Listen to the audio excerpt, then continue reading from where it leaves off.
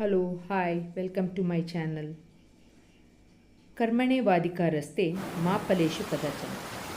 ನಮಗೆ ಏನು ನಿಯೋಜನೆ ಆಗಿರ್ತದೋ ಕರ್ತವ್ಯ ಮಾಡೋದು ಅದು ಮಾತ್ರ ಮಾಡುವ ಅಧಿಕಾರ ಇದೆ. ಆದರೆ ಕರ್ಮಫಲವನ್ನು ನಾವು ನಿರೀಕ್ಷೆ ಮಾಡ್ಕೊಳ್ಳೋಣ. ಯಾವುದೇ ಕೆಲಸ ಮಾಡಿ ಫೈನಲ್ ರಿಸಲ್ಟ್ ಬಗ್ಗೆ ಯೋಚನೆ ಹಾಗಾಗಬೇಕು ಅಂತ ಯೋಚನೆ ಮಾಡ್ತಾ ಇದ್ದರೆ ನಮಗೆ ಆ ಕಾರ್ಯದ ಬಗ್ಗೆ ಆಸಕ್ತಿಯಾಗಿ ಸಂತೋಷ ಪಡೋದನ್ನೇ ಮರೆತು ಬಿಡ್ತೀವಿ.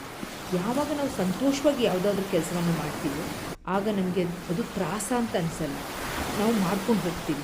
ನೋಡಿ, ಆಟ ಆಡುವಾಗ ಮಕ್ಕಳು ಹೇಗೆ ಖುಷಿಯಾಗಿ ಆಟ ಆಡ್ತಾರೆ. ಆಗ ನಾವು ಮಕ್ಕಳನ್ನು ನೋಡಿದಾಗ ನಾವು ಅವರಂತೆ ಮಕ್ಕಳಾಗಿ ಸಂತೋಷ ಪಡೋದನ್ನು ನಾವೆಲ್ಲ ಅನುಭವಿಸಿರ್ತೀವಿ. ಯಾವುದೇ ವಿಷಯದಲ್ಲಿ ಮಾಸ್ಟ್ರಿ ಹೊಂದಬೇಕು ಅಂತ ಹೇಳಿದ್ರೆ ಕೊನೆಯ ರಿಸಲ್ಟ್ ಬಗ್ಗೆ ತುಂಬ ಯೋಚನೆ ಮಾಡಬಾರ್ದು. ಆ ಕಾರ್ಯವನ್ನು ಆಸಕ್ತಿಯಿಂದ ಸಂತೋಷದಾಯಕವಾಗಿ ಮಾಡಬೇಕು.